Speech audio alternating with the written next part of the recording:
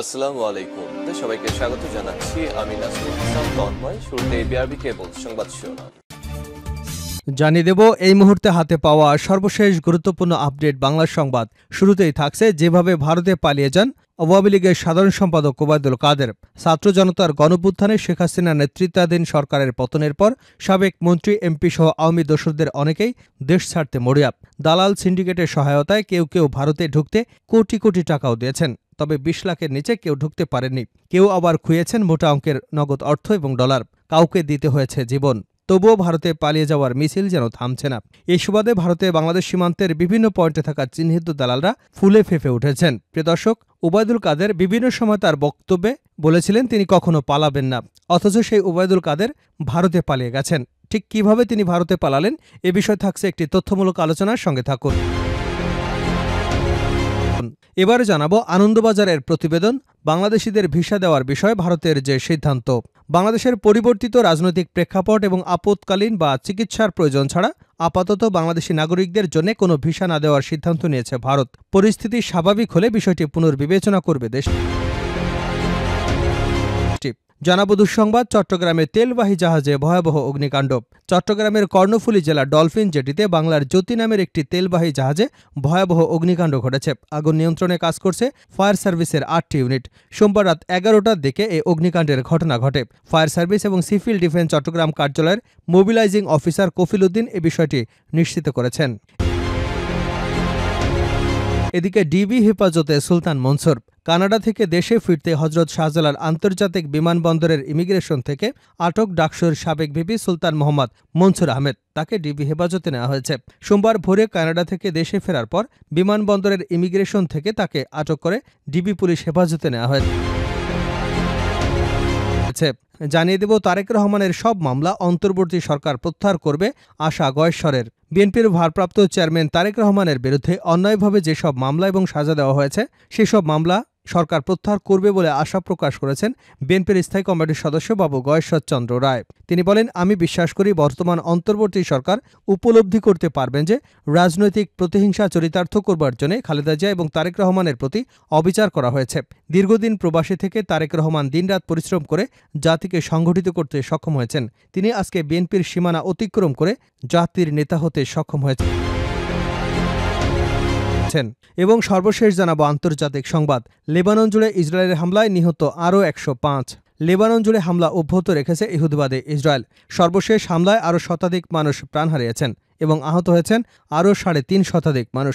লেবাননের রাজনৈতিক নেতারা ইসরায়েলে এই হামলা এবং হত্যাকাণ্ডকে গণহত্যা বলে অভিহিত করেছেন। এতক্ষণ শিরোনাম শুনছিলেন, এবার বিস্তারিত। প্রিয় দর্শক, আপনি যদি এই চ্যানেলে নতুন হয়ে থাকেন, ভিডিওটি দেখতে দেখতে চ্যানেলটি সাবস্ক্রাইব করে আমাদের সঙ্গে থাকুন। আর এই ভিডিও সম্পর্কে আপনি আপনার মূল্যবান মতামতটি কমেন্ট বক্সে জানিয়ে দিন। আর হ্যাঁ প্রিয় দর্শক, জানিয়ে দিন ভিডিওটি কোথা থেকে দেখছেন। যেভাবে ভারতে পালিয়ে যান ওবায়দুল কাদের। ছাত্র জনতার অভ্যুত্থানে শেখ হাসিনার নেতৃত্বাধীন সরকার পতনের পর সাবেক মন্ত্রী, এমপি সহ আওয়ামী দোসরদের অনেকেই দেশ ছাড়তে মরিয়া।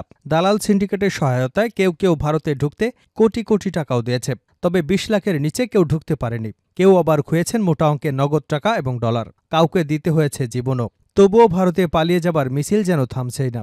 এই সুবাদে ভারত বাংলাদেশ সীমান্তের বিভিন্ন পয়েন্টে থাকা চিহ্নিত দালালদের বেপরোয়া অবস্থা। অভিযোগ আছে ভিআইপিদের অনেকে পার হওয়ার সময় দুদেশের প্রশাসনের লোকজনদের সহায়তা নিয়েছেন। যদিও এ বিষয়ে কেউ মুখ খুলতে নারাজ। আওয়ামী দোসরদের সাজানো প্রশাসন হওয়ায় কৃতজ্ঞতা প্রকাশ করতে অনেকেই তাদের নির্বিঘ্নে দেশ ছাড়তে সব ধরনের সহায়তা দিয়েছে এবং এখনও দিচ্ছে।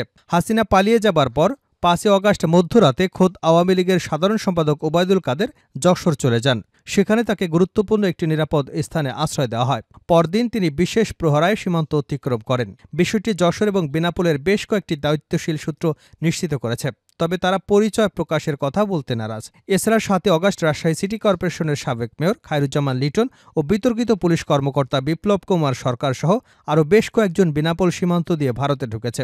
এমন খবর নিশ্চিত হবার পর স্থানীয় বিক্ষুব্ধ লোকজন বিক্ষোভ করেন।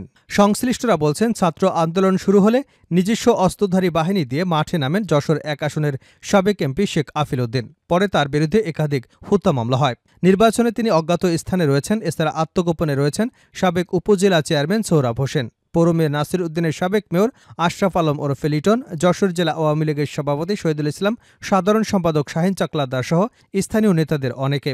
এদের বেশ কয়েকজন ইতিমধ্যে বেনাপোল সীমান্ত দিয়ে ভারতে পালিয়ে গেছে বলে এলাকায় গুঞ্জন উঠেছে। তবে বেনাপোল ছাড়াও বেশ কয়েকজন আওয়ামী লীগের নেতা পার্শ্ববর্তী পুটখালী ঘাট এলাকা দিয়ে ভারতে ঢুকেছে। তাদের কেউ কেউ পুটখালীর দালাল সর্দার হিসেবে পরিচিত নাসিরের সহায়তায় দেশ ছাড়তে সক্ষম হয় বলে জানা গেছে। অনেক আগে থেকে এই ঘাঁটিটি ঘুরপাচারের জন্য ঘাট হিসেবে পরিচিত। এছাড়া রঘুনাথপুর এলাকার দালাল বাদশা মল্লিক এবং কলারোয়া সীমান্তের ভাদিয়ালি ঘাটের চান্দার চন্দনের সহায়তায়ও অনেকে ভারতে ঢুকেছে। আওয়ামী লীগের লোকজনকে সীমান্তের ওপারে সহায়তা করেছে কুখ্যাতীয় ভারতীয় দালাল গৌতম দাস এবং বাবুরাম। বাংলাদেশিদের ভিসা দেওয়ার বিষয়ে ভারতের যে সিদ্ধান্ত, বাংলাদেশের পরিবর্তিত রাজনৈতিক প্রেক্ষাপট এবং আপৎকালীন ও চিকিৎসার প্রয়োজন ছাড়া আপাতত বাংলাদেশি নাগরিকদের অন্য কোনো ভিসা না দেওয়ার সিদ্ধান্ত নিয়েছে ভারত। পরিস্থিতি স্বাভাবিক হলে বিষয়টি পুনর্বিবেচনা করবে দেশটি। গতকাল রবিবার ভারতের পররাষ্ট্র মন্ত্রণালয় এই সিদ্ধান্তের বিষয়টি জানিয়েছে। ভারতীয় সংবাদ মাধ্যম আনন্দবাজারের প্রতিবেদনে এ তথ্য জানানো হয়। ভারতের স্বরাষ্ট্র মন্ত্রণালয়ের মুখপাত্র রণধীর জয়সওয়াল বলেন, আপাতত বাংলাদেশিদের চিকিৎসা এবং জরুরি প্রয়োজনে ভিসা দেওয়া হচ্ছে। যখন বাংলাদেশের পরিস্থিতি স্বাভাবিক হবে তখন পূর্ণ মাত্রায় কাজ শুরু করবে এবং ভিসা প্রদানও স্বাভাবিক হবে। শেখ হাসিনার সরকারের পতনের পর বাংলাদেশি নাগরিকদের ভিসা পরিষেবা বন্ধ করে দেয় ভারত। বাংলাদেশের অশান্ত পরিস্থিতিতে ভারতীয় দূতাবাসের বহু কর্মীকে ভারতে ফিরিয়ে নেওয়া হয়। পরে পরিস্থিতি কিছুটা স্বাভাবিক হলে ভারতীয় ভিসা কেন্দ্রগুলো পুনরায় কাজ শুরু করে। তবে দিনের পর দিন অপেক্ষা করে ভিসা না পেয়ে ঢাকার ভারতীয় ভিসা প্রদান কেন্দ্রে বিক্ষোভও দেখান অনেকে। এর জেরে ফের ব্যাহত হয় কাজ। এই প্রেক্ষিতে বাংলাদেশের নাগরিকদের ভিসার আবেদনের ক্ষেত্রে নিজেদের অবস্থান স্পষ্ট করল ভারত। এদিকে ভারতীয় দূতাবাস এবং ভিসা কেন্দ্রগুলোতে বাড়তি নিরাপত্তা দেওয়ার পর সেন্টারগুলো থেকে আবারও জরুরি ভিত্তিতে পরিষেবা দেওয়া শুরু করে। ভারতীয় ভিসা আবেদন কেন্দ্র জানিয়েছে, প্রাথমিকভাবে ভিসা সেন্টার খুলেছে ঢাকা, রাজশাহী, চট্টগ্রাম, সিলেট এবং খুলনার। তবে এখনই সকলে ভিসা পাবে না। কেবলমাত্র যারা চিকিৎসার জন্য যাবেন তাদেরকেই জরুরি ভিত্তিতে দেওয়া হবে অগ্রাধিকার। এক বিজ্ঞপ্তিতে ভারত জানিয়েছে, বাংলাদেশের পরিস্থিতি এখনও স্বাভাবিক নয়। আইনশৃঙ্খলা পরিস্থিতি স্বাভাবিক হলে আবার ভিসা প্রদানের বিষয়টি আগের মতো হয়ে যাবে। আপাতত শর্ত সাপেক্ষে বাংলাদেশের ভিসা প্রদান করা হবে। চট্টগ্রামে তেলবাহী জাহাজে ভয়াবহ আগুন। চট্টগ্রামের কর্ণফুলী নদীর ডলফিন জেটিতে বাংলার জ্যোতি নামের একটি তেলবাহী জাহাজে ভয়াবহ অগ্নিকাণ্ড ঘটেছে। আগুন নিয়ন্ত্রণে ফায়ার সার্ভিসের ৮টি ইউনিট কাজ করে যাচ্ছে। সোমবার সকাল ১১টায় এই অগ্নিকাণ্ডের দুর্ঘটনা ঘটে। ফায়ার সার্ভিস এবং সিভিল ডিফেন্স চট্টগ্রাম কার্যালয় মোবিলাইজিং অফিসার কফিল উদ্দিন কালবেলাকে বিষয়টি নিশ্চিত করেছেন। তিনি বলেন, ১১টায় আগুন লাগে। প্রথমে ফায়ার সার্ভিসের ২টি টিম আগুন নেভাতে আসে, কিন্তু আগুনের ভয়াবহতা বৃদ্ধি পাওয়ার পর ৬টি টিমকে যুক্ত করা হয়। বর্তমানে ৮টি টিম কাজ করছে। কিভাবে আগুনের সূত্রপাত হয়েছে তা এখনও জানা যায়নি, পরে জানানো হবে। এ রিপোর্ট হাতে আসা পর্যন্ত আগুন নিয়ন্ত্রণে আসেনি। ডিবি হেফাজতে সুলতান মনসুর। কানাডা থেকে দেশে ফিরে হজরত শাহজালাল আন্তর্জাতিক বিমানবন্দরের ইমিগ্রেশন থেকে আটক ডাকসুর সাবেক ভিপি সুলতান মনসুর আহমেদ ডিবি হেফাজতে রয়েছেন। সোমবার ভোরে কানাডা থেকে দেশে ফেরার পর বিমানবন্দর ইমিগ্রেশন থেকে তাকে আটক করে ডিবি পুলিশ হেফাজতে নেওয়া হয়েছে। বিষয়টি নিশ্চিত করে ঢাকা মহানগর গোয়েন্দা পুলিশের অতিরিক্ত কমিশনার রেজাউল করিম মল্লিক বলেন, কিছু অভিযোগের ভিত্তিতে জিজ্ঞাসাবাদের জন্য ইমিগ্রেশন থেকে সুলতান মোহাম্মদ মনসুর আহমেদকে ডিবির হেফাজতে নেওয়া হয়েছে। আমরা তাকে জিজ্ঞাসাবাদ করব এবং কোথায় কি অভিযোগ আছে তা যাচাই বাছাই করব। সুলতান মনসুরের পরিবার জানিয়েছে, দীর্ঘদিন ধরে সুলতান মনসুর যুক্তরাজ্য, যুক্তরাষ্ট্র এবং কানাডায় ভ্রমণে ছিলেন। ছাত্র আন্দোলনের অনেক আগে থেকেই তিনি দেশের বাইরে ছিলেন। তার বিরুদ্ধে এখন পর্যন্ত কোনো মামলা হয়নি। লেবানন জুড়ে ইসরায়েলের হামলায় নিহত ১০৫। লেবানন জুড়ে হামলা অব্যাহত রেখেছে ইহুদিবাদী ইসরায়েল। সর্বশেষ হামলায় আরও শতাধিক মানুষ প্রাণ হারিয়েছেন, আহত হয়েছেন আরও ৩.৫ শতাধিক মানুষ। লেবাননের রাজনৈতিক নেতারা ইসরায়েলি হামলাকে গণহত্যা বলে উল্লেখ করেছে।